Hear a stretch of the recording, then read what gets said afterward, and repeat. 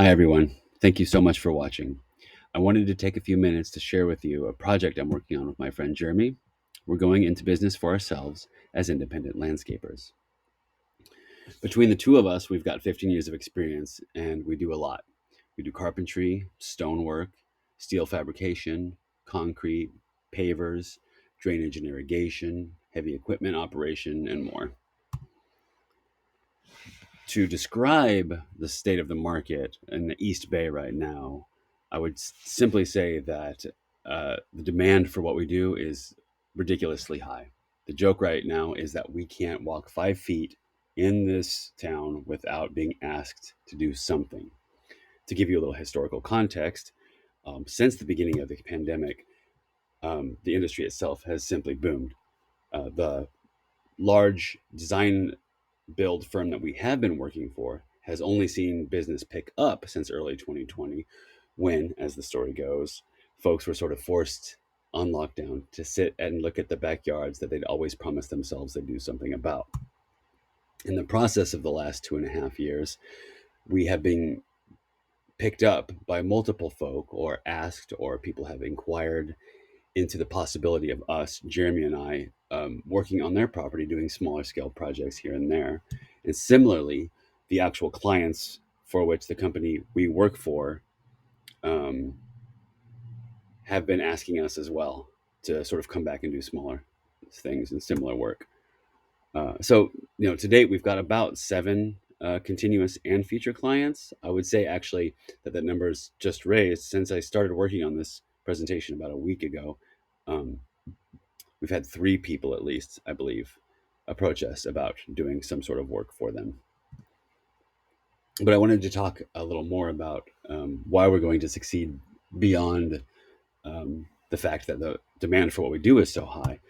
The first thing is that we have access to clients. We already have a wide network of people that we've worked with, that we've spoken with, who have been referred to by someone with whom we've worked or spoken with.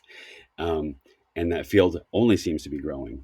We also have access to a lot of material and hardware, as folk who've been doing this for quite some time and built our own sort of tool and material inventories.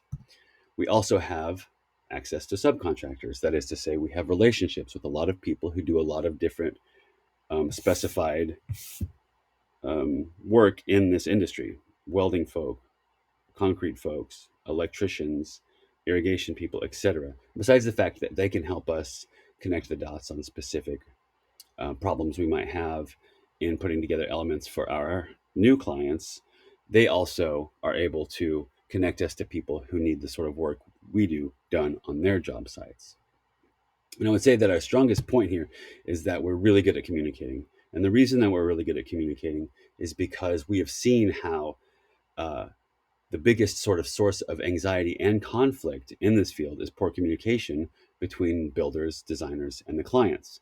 In identifying this and seeing it happen over and over again, we've developed some practices to ensure that the conflict is circumnavigated before it happens and that anxiety is lessened, because we really are committed to communicating and keeping everyone abreast of the situation on the ground as it develops.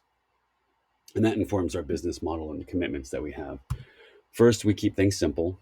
We want things to be small, medium sized. And to tell you the truth, those are the demands of the market. The folk come to us and say, we need this done, we need that done.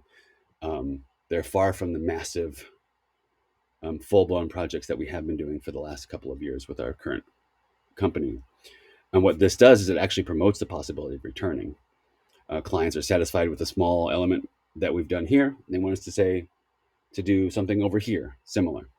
And this works well with fluid budgets, in the sense that they might have X amount of money to put up a fence on the left side of the house this month, but they'll have Y amount of money to put up the wall on the other side of the house the following month. We don't have an extended design process. We usually have clients handle the ordering of material directly. This cuts out the middleman, which means it cuts out anxiety, because they see literally exactly what they're spending for literally exactly what they're getting. Also, our access to surplus materials and our network of fellow workers and former clients means that we get to do a lot of recycling and upcycling, which is exciting, and it brings costs way down. We're cooperative. We make decisions, we plan and work together, and we bring that energy to our clients because we want to build what they want us to build. That is to say, the whole point is that we're making something that they find beautiful that they want on their property, and we don't earn a profit. So we charge hours. They buy the stuff, we show up and spend X amount of hours building the thing. So again, prices come down, things are simple, everything's communicated. And we've also had an opportunity um, arise to mentor and train some folks who are interested in the field, who have not yet done it and who are looking for work, and work with clients who are amenable to that idea. And so that's another thing that we're committed to. So, sort of bringing it all back to our common theme of communication, um, the main practice that we have developed to keep everyone on the same page is to literally make Google Docs and spreadsheets that folks can look directly to track our hours, to track material expenses, to leave and read notes as a part of the process as things develop on the ground as we build for our clients. So we wanted to show a little bit with you some of the things that we've built. And I wanted to stress how we've done this in our spare time. We've done this in our free time, which in our field isn't a lot because it's often very taxing physically. So working 7 days a week doing this sort of thing is very difficult and often not tenable. And we are proud of what we've been able to squeak out on the weekends here and there. And it's one of the reasons we're excited to go and do it ourselves full time. Our first big project was some landscape steps and fence cladding at the Garrett Ekbo House in Berkeley. Ekbo was a famous landscape architect who was, I believe, the director, some high up position in the landscape architecture program at Berkeley or something like this. And we got to build these beautiful steps, which wrap around and go down to the lower portion of the hill of the current owner of the house, and also wrap around and go up the hill to the side of their home. We also installed some cladding on the existing deer fence that wraps around, I'd say, a good 80% of the back portion of the entire property on a pretty intense hill. Everyone during the pandemic was building parklets. We were able to help a colleague of ours slap together what they were calling a farm chic parklet in downtown Oakland at the Cook and Her Farmer, which was really fun to do. And we brought in a bunch of bricks that we actually were able to secure from a client who didn't want them from our primary company and save everybody money. Nobody had to pay to go to the dump. And also, we got to keep things out of the landfill. And now it's gracing downtown Oakland and it looks wonderful. And you should probably go check it out and eat there. Um, a big current client we have right now is at a homestead up in San Pablo, California. And that started with a decorative deer fence that ran the sort of about 100 feet on the west side of their property. Uh, at times, it got up to 12 feet in order to screen their property from some neighboring condos, also to help keep deer out. And we eventually put a matching gate there in that gate hole that you can see on the left. And then after we were done with that fence, we built this very large deck in their backyard, 20 by 21 feet. And that included a lot of concrete engineering and massive spanning to make it safe and stable because they are going to be putting a yurt on there. For that client, we're also going to be doing some custom handrails, which will involve some steel fabrication and further deer fencing on the other sides of their property and hopefully more elements. So what's next? We're in the middle right now, actually, of doing the design work for a multi-element side yard in Rockridge. We've met with a family in San Francisco about an intimate back porch redesign. We've got a hot tub deck, as well as some goat fencing and a small roof on a goat barn at a ranch in Martinez, a concrete planter here in East Lake, and an extensive landscape stair in a backyard in Oakmore up the hill. Since I created this slide, we've been approached about doing some work for the folk at a cafe nearby and the people who do the maintenance at one of the larger, beautiful old mansions here in Eastlake. So, what is it that we need? Well, first, we need tools. They're expensive, even though we've worked to sort of build our inventory. And because we're generalists, that is to say, we do a lot of different things, we need quite a few kinds of tools. And the thing is, with the things that we, with the elements that we build, in order to do it safely, you have to do it correctly. In order to do it in either of those ways, you have to have the right tools. We're estimating we need about $5,000 to make that happen. We need transportation, which we have secured actually through a work exchange. We bartered, did some work for a colleague of ours. In exchange, they gave us their truck. However, that truck needs a little work.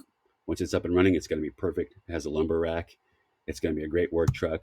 We're guessing it's only going to take about $2,000 to get it roadworthy.